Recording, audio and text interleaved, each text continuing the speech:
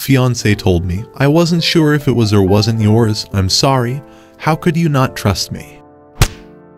Hello everyone, welcome back to my channel Ara Zone Stories. Today we have a story where this man found a secret about his fiancée before the wedding.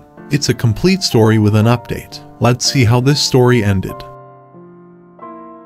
About a month ago, an old friend of my fiancé came and told me my daughter might not be mine. She told me Sarah confessed to her shortly after finding out she was pregnant that it might not be mine, because at the time she had been sleeping with one other guy. Now that we are going to get married soon, she just couldn't keep this to herself and felt the need to tell me. Well, I obviously didn't take the news well, because everything she said contradicted the person I knew for 5 years, faithful, honest, and loving. However, that doubt didn't go away, and I ended up going through with a paternity test. I'm not her father, as you can imagine has broken my heart. I'm still coming to terms to the news. It explains why she suddenly got pregnant despite the protection I was using. But I just assumed things happen, and it is what it is. At this point, I'm not sure where to go in life. The wedding is 2 weeks away at this point. Family is coming. Everything is paid for. My daughter, who I love, turns out isn't mine at all, and I've been raising someone else's kid. I'm about to marry a woman who I can't bring myself to look at anymore. I'm at a loss. I'm not sure what advice you can offer, but I don't know who else to turn to. Edit. Thank you for all the advice, good and bad. Different perspectives offer some insight as to what I can do. Even the ones that didn't help pointed out what I shouldn't do. All I know is, I have loved this woman and her family. The last thing I want is a nuclear option. There's a lot to consider. I have 2 weeks at this point to decide what I want to do. I'm heartbroken. I don't want to necessarily think with my emotions alone. Rather think this through as I make another of my large life choices. I am currently waiting on the results of a second paternity test, just to confirm the results of the first one, before I make any kind of jump. Call off the wedding immediately. Make sure you get a good lawyer too, because if you sign the birth certificate, courts may still make you pay child support. Even though she is not your biological daughter, she is a pretty scummy person to do that to you. You shouldn't feel bad at all for leaving this situation. Imagine staying in this relationship. She already cheated, brought another life into this world, and was willing to let you raise a child she knew wasn't yours. Although, you can't recoup any of the time and money you've spent on the fiancé, child, wedding, etc. You can have the peace of mind knowing that the wool isn't being pulled over your eyes anymore, and move forward. And remember, it's not the little girl's fault. But don't let your fiancé talk you into staying by using the little girl like you've been the only father she knows. She's young, she won't remember you. Plenty of men adopt or raise children that aren't theirs. Nope, no thanks, especially not if cheating was involved. She'll probably pull out all the stops when she finds out you know. It's not for your sake, it's for hers and to save face. She'll be embarrassed by you calling off the wedding, suddenly being a single mom, and everyone else finding out what happened. I say let her deal with it. I'm sure people would like an update and a somewhat of a conclusion to this hurdle in my life, but here's what happened. I read everyone's advice, and a lot of it was very helpful, while others, not so much. Some going as far as to consider crazy stuff, yeah, not on the table. But for those that did offer genuine advice, thank you. After getting the same result with the second paternity test, I talked to Sarah, and a lot of emotions rolled out. How could an old friend betray me? I wasn't sure if it was or wasn't yours. I'm sorry. How could you not trust me? She was all over the place. After she calmed down, I got a few more answers out of her. Turns out it wasn't one guy she was sleeping with, rather a total of 3, and they wore protection too, but someone got unlucky and knocked her up. At this point, I should have been furious, but somehow that didn't happen. I had grown numb to the whole situation. So yeah, I decided I don't want to go through with this marriage, and put everything on hold. I planned to eventually cancel everything. I called my parents and explained what was going on. They were shocked. Then her parents, same reaction. I was surprised with how understanding they were to the whole situation.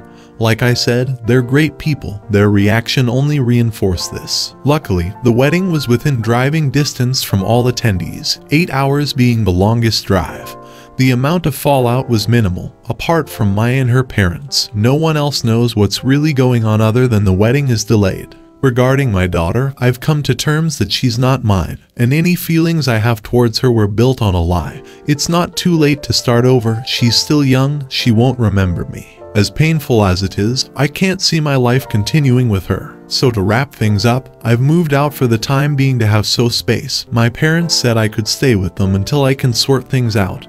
Waiting on the results of an STD test. Should be coming in tomorrow. I've talked to a lawyer, and she said it's a pretty messy situation. But if we can find out who the father is, it could very much help my case. I don't know any of the possible fathers, but her friend instantly knew 2 of the names. As for the third, she wasn't sure, but knew someone who might. So this is where I am. Still not sure where things will go and what will happen, but I can only hope for the best. Life sometimes takes a dump on you, but you don't realize it till one person spills the beans. Thanks for the help. I wish I could tell you I'm looking forward to a happy ending, but it's too soon to be sure of anything. I hope everything goes good, and he should never go back to her. She broke his trust on a level she could never reconcile. Cheating is disgusting, repugnant. Good for her friend for telling him before the wedding. Good for him for being wise enough to call it off and move on. He's right, her daughter won't even remember him in time. I shudder to imagine the nightmare of a life she will have with such a mother. I know this sounds like the last thing you want to do right now, and it doesn't need to be urgent, but it may make sense over the next few months to write some of these things down in a matter-of-fact way. Or have a friend record things objectively. Stuff like who the friend was who could confirm the names, what the names were, etc. And to save any evidence you have, including texts in which she admits to it, the DNA test results, and lawyer documents, etc. She's made it clear she is capable of lying, gaslighting. How could you not trust me, etc. Depending on how things go with the lawyer, depending on whether you are able to locate her biological father, depending on what happens once everyone in her social circle finds out the wedding is cancelled, not just postponed. It's very possible the story the child who you thought was your daughter may get told will be a very different version of all of this. Likely, one where you are her father, but abandoned her or didn't want her. As painful as all of this is right now, the hope for you obviously is that you move on from this enough that 17 plus years from now it doesn't hurt as much. The details aren't as vivid or important in your memory, and you've lived a lot of wonderful life since this. It's also possible the love you did feel when you thought she was your daughter won't be as easily accessible. Which means if her daughter is looking for answers, and your ex won't give them to her, you may well get a knock on your door, and not be able to give them either. Simply because the hope is that, in a few years the names of the other guys she was with won't even matter to you, and this won't be a chapter in your life you'll likely want to revisit at length. Having a document ready to hand her with the pertinent info recorded in a way that isn't cruel. Any positive memories or feelings you have toward the child your ex hurt in all of this, etc. saves you a lot of recounting and reliving in the future. I've been working for my company for 7 years now, 5 of which have been spent on my current team. There are 15 people on it, and I'd say we're all pretty close, relatively speaking. I have a coworker named Bob, who joined the team when I did. During the pandemic, he announced to everyone on a Zoom meeting that he was now engaged. Fast forward to this January and Bob says that his wedding would be held in September of this year at a really beautiful winery. About 5 months ago, the invites started coming in for everyone on the team, but mine didn't. I waited a few weeks but nothing came, so I went to Bob and asked if my invite got sent out. He gave me a solemn look, and then told me that I wasn't invited because of a spacing issue. He said he tried to make it work, but just couldn't, and hoped I didn't take it personally. He also said I'd be sure to get wedding favors and a piece of cake. He also asked me to keep it to myself and please not make a big deal out of it. I honestly didn't know what to say, so I guess I just said okay and walked away. I won't lie, I was upset. I hate feeling excluded, and it was doubly worse because everyone else on the team was going except for me. And honestly, I really like weddings, they're usually very fun. I kept it to myself, but I wasn't happy. The day of the wedding came 3 weeks ago, and it went by without a hitch. Everyone on my team had a grand time, and said it was beautiful. The food and party was great as well, and apparently everyone got a dozen fresh apple cider donuts to take home. At work the following Monday, my team member, Sherry, told me that everyone was confused as to where I was. Apparently Bob said I was sick and couldn't make it. I was confused and then furious. I straight up told her I wasn't invited and left it at that. She looked shocked and asked me to confirm, and I said, yes, I wasn't invited. Well, Sherry told someone, because about 5 people asked me if I wasn't invited, and I said it was true. Today was Bob's first day back from his honeymoon, and it must have gotten back to him that I spilled the beans. He approached me in the break room, and he was upset that I told Sherry, and that it wasn't a big deal I missed the wedding. I said, how would you like to be excluded from something everyone else is going to? We went back and forth for a bit before Bob walked away. I was pretty upset, so upset that my project manager came to ask me if I was okay, because she heard about me not being invited. I didn't want this to go this far, so I said yes. But other team members came up to me and said that Bob should have invited me, and it was wrong he didn't. Look, I realized that it was his wedding day, and he's allowed to invite who he wants, but I'm allowed to be upset that I wasn't invited, right? So, am I wrong for telling people I wasn't invited to the wedding and being upset about it?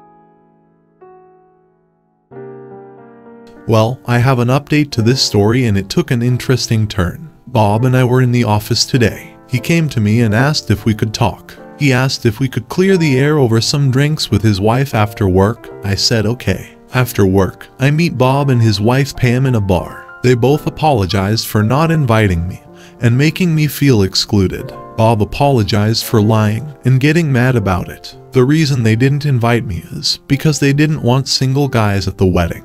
They went to a big wedding back in 2019 that was ruined when a bunch of drunk, single guys started hitting on the women there. A few of the boyfriends and husbands got furious, and it turned into a big fight. People were arrested, and it completely ruined the wedding. I found it hard to believe, but they showed me a couple of Facebook videos of them at a wedding, and it looked the Royal Rumble going on. I was even shown a few Facebook statuses confirming their story. Pam said she was sort of traumatized by this and swore they'd have no single guys at their wedding. Well, the wedding came and Pam stuck to her guns. Only family, couples, single women or trusted single men were to be invited. Pam said that there were only about 10 single guys there, and they were all family members or groomsmen. She said the party turned out amazing this way, since women didn't have to worry about being hit on. Pam said it truly wasn't personal, and that she's so sorry for not inviting me, but would do it again. I asked if she and Bob didn't trust me enough to control myself. She said that Bob vouched hard for me, but she was sticking to her guns. The compromise was that she'd have to explain it if anyone asked, and that Bob got to choose the honeymoon destination. Curiously, she said that she had a sister around my age, and I was just her type, and she wanted to keep her away from me. I was a little offended at that, but she says that it's for my own good. Her sister is a little bit of crazy. Her words, not mine, and she didn't want her to get her hooks in me, again her words. Bob said he should have handled it better, and he wanted to be honest, but it wouldn't have made much of a difference, so he hoped I wouldn't mind as much. Plus, he figured I wouldn't want to go to a wedding as a single guy anyway. I told them I was kinda hurt. They thought I would act like a creeper at their wedding. Pam assured me that she thought I was a nice, smart, funny guy, but she just wanted to make sure their wedding went off without a hitch. They promised to make it up to me, but I told them it wasn't necessary. Pam insisted on it and said I had to know how sorry she was. So, we made plans to have dinner at their expense at a very nice restaurant in the city this weekend. So in the end, I guess it wasn't anything I did, but I still feel kind of insulted. But I guess I get a free dinner out of it. Edit. There are a lot of comments here suggesting that I'm being naive, a doormat, and letting them off easy for basically calling me a creep.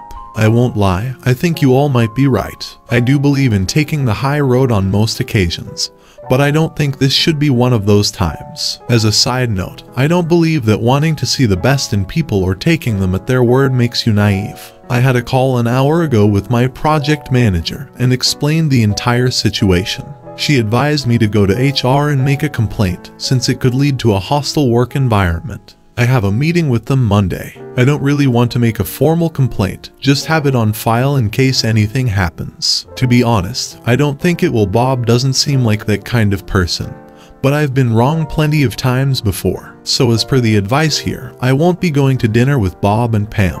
I will however insist on a public apology that doesn't imply that I'm a creep. And I'm insisting on some fresh apple cider donuts, not store-bought, but fresh. Thank you for making me see the truth, Reddit. Although I'm disappointed, I'm turning down some Wagyu steak, so you all owe me one. So he apparently had a reason which sounded completely unbelievable, but apparently was true, judging by the posts and videos on Facebook. I would let it go. He can be heard about being excluded and for a strange reason, but to be honest, I would just take the explanation that it wasn't about him for what it is. No one is owed an invitation at a wedding, and they took the time to explain the circumstances and apologize.